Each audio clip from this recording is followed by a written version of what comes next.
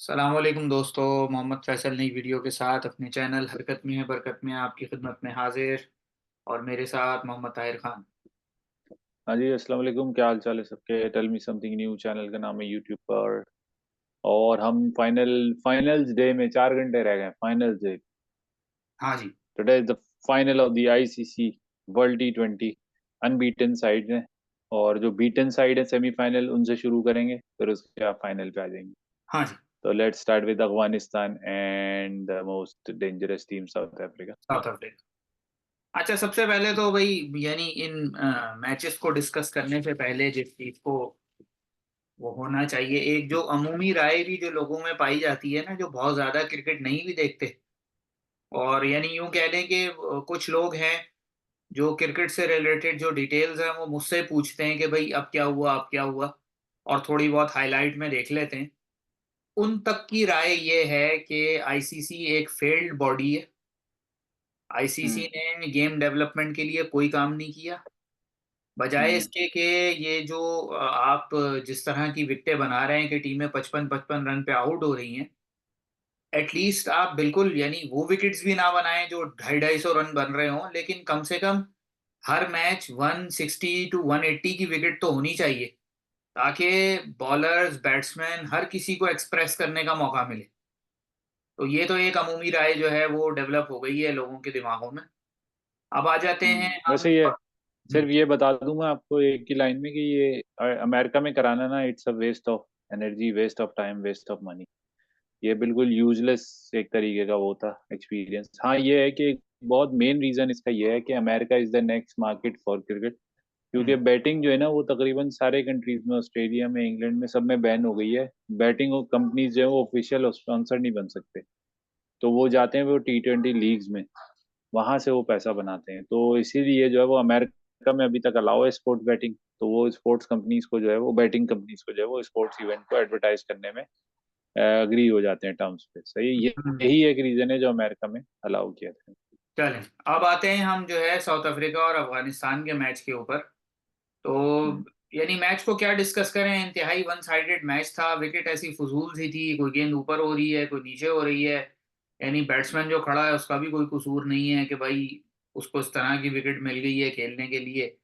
और फिर वही बात है कि अफगानिस्तान की आप इतना ज्यादा उनको कसूरवार नहीं ठहरा सकते। मेरे हिसाब से अफगानिस्तान ने जो ट्रिक मिस की वो ये की कि इस तरह की जो विकेट होती है उस पर कॉमन सेंस जो प्रिवेल करता है वो ये है कि विकेट अगर बहुत ज्यादा मुश्किल हो तो आप प्रॉपर अपने 6 बैट्समैन खिला दें, और अगर जरूरत पड़ी आपके 5 बॉलर्स में से कोई एक अगर, अव्वल तो ऐसी विकेट पे पिटने का कोई सीन ही नहीं है, लेकिन अगर कहीं पर कोई हुई तो जो आपके नॉन रेगुलर बॉलर्स है ना वो भी इन विकेटों पे चीते हो जाते हैं।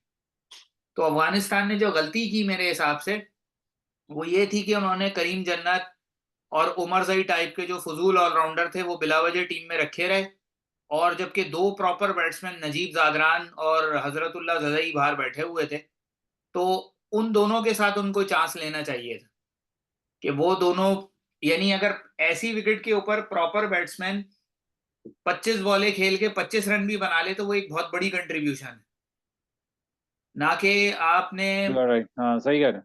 ऑलराउंडर्स रखे जो कि 2-2 4-4 रन बना के 10-10 बॉलों में 6-6 रन बना के आउट हो गए।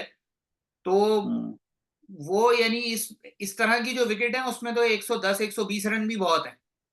तो अगर आपके ऊपर के हम्म। 6 बैट्समैन रोक रोक के ही पूरे 20 ओवर खेल लें तो इतने रन बन जाते हैं। तो मेरा ख्याल है अफगानिस्तान ने बिल्कुल। यहाँ ये ट्रिक मिस की। और बहरहाल साउथ अफ्रीका को मुबारकबाद कि वो सेमीफाइनल को जीत के फाइनल में आए। Best of luck for them. अब दूसरे मैच की। अफगानिस्तान की परफॉर्मेंस के बस मैं यही कहूंगा कि एक तो बंदा अंडर अचीव होता है, लेकिन मैं समझता हूँ सुपर 8 में आना शायद इसलिए फ्लूक नहीं था कि उन्होंने एक बॉल न्यूजीलैंड को पहले मैच में हराया था। वो न्यूजीलैंड के अपने फेसिलिटीज जो भी है, विलियमसन प्लेयर साथ नहीं खेल रहे थे ये वो, लेकिन तो बिग टूर्नामेंट है, उसको इम्पोर्टेंस देनी चाहिए थी।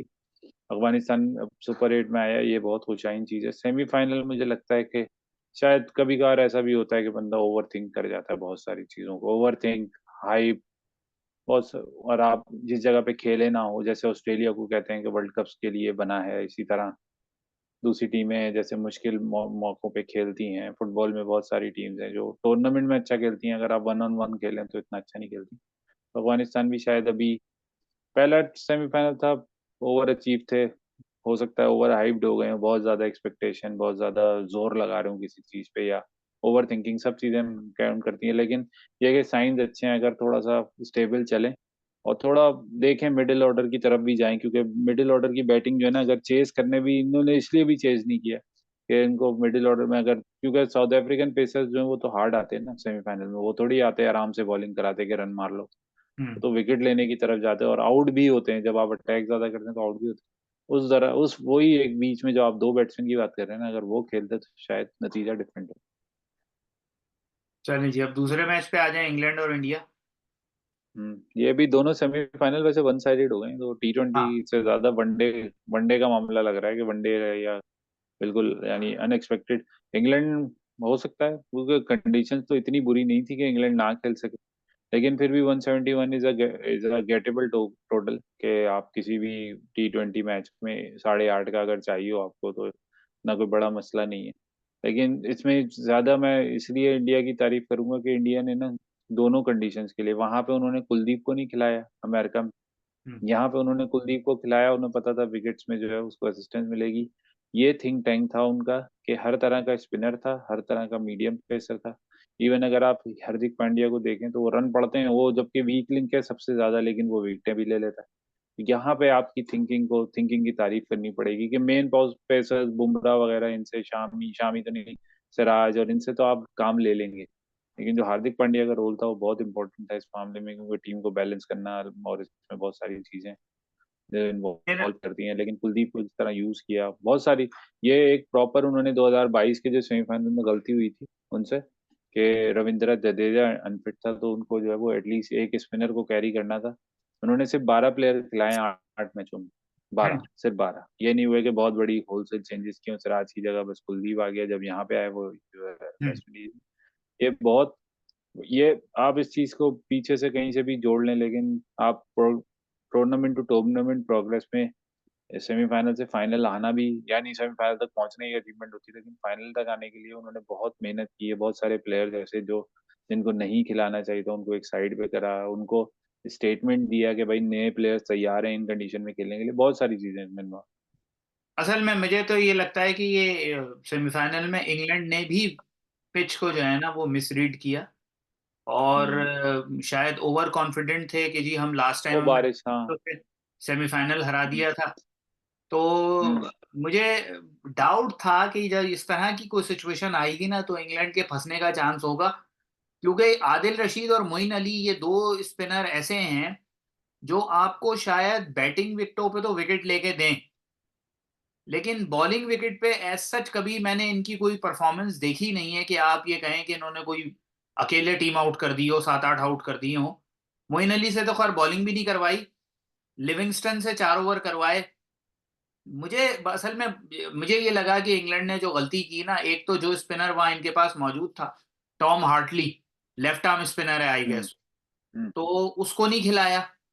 क्योंकि एक लेफ्ट आर्म स्पिनर, इंडिया तीनों लेफ्ट आर्म स्पिनर खिला रहा था, उनका जो इम्पैक्ट लेफ्ट आर्म स्पिनर का था वो बिल्कुल ही डिफरेंट था।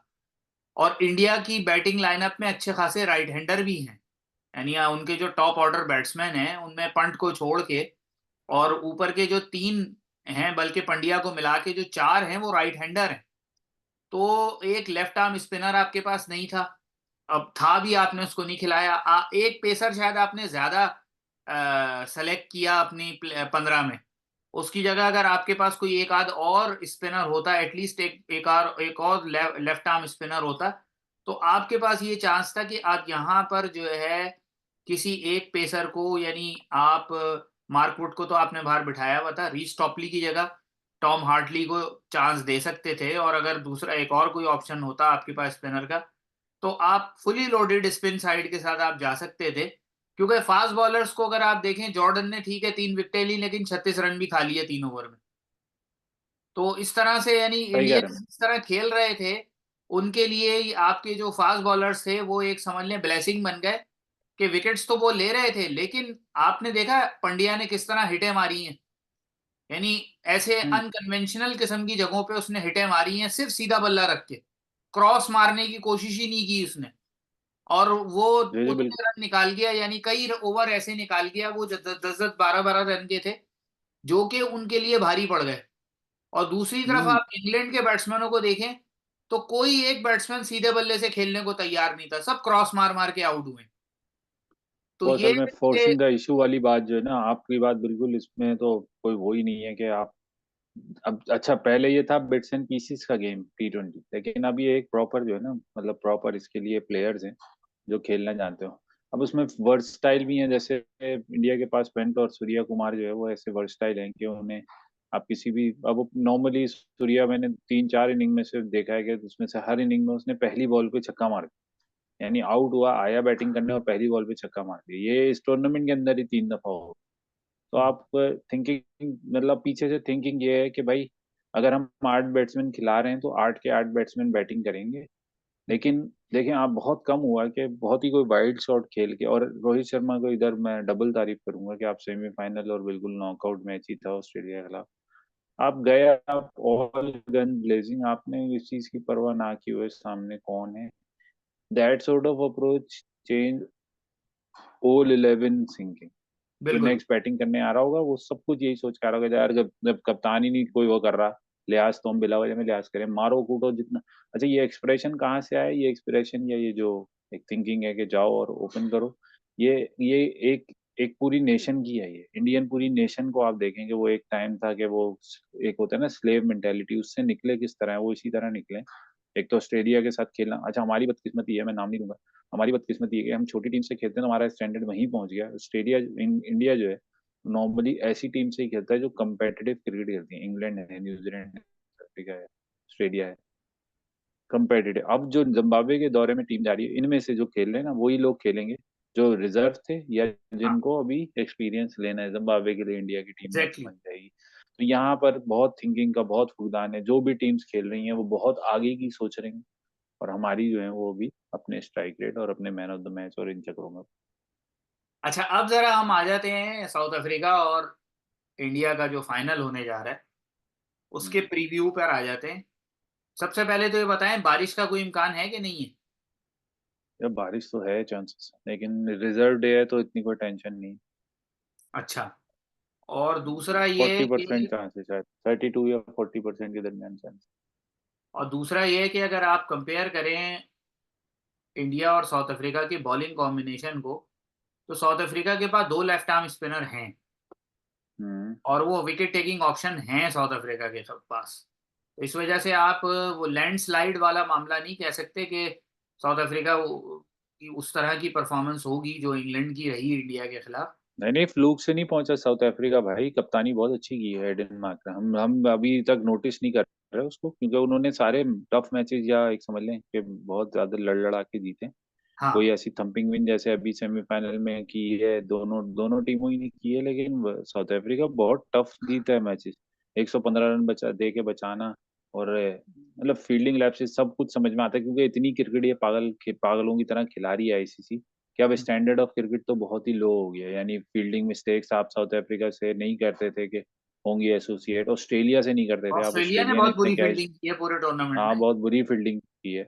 न्यूजीलैंड से आप एक्सपेक्ट नहीं करते, न्यूजीलैंड ने 4 कैच छोड़े अफगानिस्तान के मैच में, तो कोई मजाक नहीं है ये चीजें। मतलब हम तो नोटिस कर रहे हैं ना भाई, हम तो देखते हैं कि हमें स्टैंडर्ड ऑफ क्रिकेट चाहिए, हमें ये थोड़ी चाहिए कि आए और 280 रन बन जाए। खैर वो एक अलग टॉपिक है, लेकिन अगर आप टूर्नामेंट की साउथ अफ्रीका की उस पर रहें तो साउथ अफ्रीका मुझे इसलिए ज्यादा बिल्टअप लगती है कि एक तो रन थ्रू है, पूरे पूरे लोग जो है ना वो सब प्रेशर में आ चुके हैं, खेल चुके हैं। इंडिया के खिलाफ जो पाकिस्तान का मैच था, पाकिस्तान वाले मैच में बस उन्हें फील हुआ होगा थोड़ी सी हीट, बाकी बांग्लादेश को, अफगानिस्तान को, ऑस्ट्रेलिया को भी एक हद तक उन्होंने इसने करीब नहीं आने दिया। इसके अलावा कौन सा और मैच हुआ, एक बारिश की नजर मैच हो गया, यूएसए का मैच इतना ज्यादा करीब नहीं था, 25 रन थे, लेकिन फिर भी करीब नहीं था। ऐसी ऐसी चीज जो है ना ये इंडिया को लैक कर फाइनल होपफुली, अगर ना, वैसे तो चांसेस तो ये हैं अभी भी 60%, 65% इंडिया की फेवर में, लेकिन साउथ अफ्रीका सरप्राइज करने के लिए रेडी। साउथ अफ्रीका अगर एक चीज पे को वो करे ना, वैसे तो जाहिर सी बात है, they are damn good with data and all these things, लेकिन अगर वो एक काम करें कि जो इंडिया को बेसिकली जो चीज आगे पहुंचा रही है ना, वो उनका मिडिल ऑर्डर है, जो यानी अभी आप सेमीफाइनल में देखें तो ये अक्षर पटेल, रविंद्र जडेजा और हार्दिक पांड्या ने मिलके 28 बॉलें खेली हैं और 50 रन बना दी। हम्म। तो ये बेसिकली जो इनका मिडिल ऑर्डर है ना, ये काम कर रहा है। और दूसरी हाँ। चीज के जो साउथ अफ्रीकन बॉलर्स अगर एक चीज को मैनेज करने में कामयाब हो गए, कि जिस या तरीके से सूर्या कुमार यादव के ज्यादातर शॉट्स जो है वो हम्म। फाइन लेग और थर्ड मैन पे होते हैं, तो अगर ये उसको मैनेज करने में कामयाब हो गए कि अपनी पेस को उस तरह मेंटेन किया कि वो पेस ना मिले, क्योंकि सूर्या कुमार की आदत है कि वो फास्ट बॉलर की पेस यूज करता है, तो अगर ये साउथ अफ्रीकन किसी तरह इसको मैनेज करने में कामयाब हो गए तो फिर इंडिया के लिए मुश्किल कर सकते हैं। Yes you are right. ये बात इसलिए भी ज्यादा इम्पोर्टेंट है कि अगर आप पेस को, क्योंकि इस वक्त जो है ना वो कश्यप महाराज की जो वो है ना इम्पोर्टेंस बहुत बढ़ जाएगी, क्योंकि पंत तो शायद पंत के लिए तो आसान है कि वो हिट कर लेगा, दोनों कोहली और रोहित शर्मा भी कर लेंगे। लेकिन सूर्या कुमार को अगर टैकल करना है ना, तो पाकिस्तान ने तो हारिस रऊफ ने 2-4 विकेटें ले ली हैं, तो उनका जमीन पे पैर नहीं आ रहा। लेकिन अगर आप करीब करीब मामला देखें तो कशर महाराज बहुत इंपॉर्टेंट है इस वक्त साउथ अफ्रीका की प्लान्स को चलाने के लिए, क्योंकि हमने तो इमाद वसीम को जाया कर दिया उसके 2-3 साल बीच में से अपनी दोस्ती यारी 11 खिलाने के चक्कर में। लेकिन कशर महाराज की इंपॉर्टेंस टेस्ट, वनडे, T20 तीनों में जो है वो बहुत इंपॉर्टेंट है, और T20 का जो पावर प्ले में बॉलिंग कर रहा है वो प्राइसलेस। और क्या ख्याल है अगर साउथ अफ्रीका जो उनके पास बेंच पे एक और स्पिनर, लेफ्ट आर्म स्पिनर मौजूद है, बिजोन फॉर्चून, अगर वो उसको भी उतार दें, तीनों लेफ्ट आर्म स्पिनर उतार दें? अल्लाह मेरे ख्याल से ना ना, ऐसा तो नहीं होगा। वो 3 फास्ट बॉलर 2 स्पिनर्स के साथ ही खेलेंगे। और मुझे मैच बहुत इंटरेस्टिंग लग रहा है, पता नहीं क्यों। या तो साउथ अफ्रीका की बैटिंग बहुत जबरदस्त है, जबरदस्त इन द सेंस के वो एक, मतलब एक उनकी अप्रोच है कि वो इस तरह रन बनाने हैं, तो वो उसी तरह ही बनाएंगे मेरे ख्याल चलें देखते हैं, बेस्ट ऑफ लक फॉर से। बोथ द इंशाल्लाह। टीम्स। लेकिन इस दफा यस। मेरा जो वो है एक वो जो अंदर से एक जस्ट ए इंसान की सेकेंड। आदत होती है, वो 1 मिनट इंस्टिंक्ट प्लीज। है कि इस दफा साउथ अफ्रीका को जीतना चाहिए। हाँ, इंशाल्लाह देखते हैं, मैच अच्छा होगा। Keep it up. चलें फिर मैच के बाद जो है वो फाइनल की वीडियो बनाएंगे, उसमें फिर देखेंगे कि ये वर्ल्ड कप का ताज किसके सर सजता है। तब तक के हाँ लिए जी। अल्लाह हाफिज।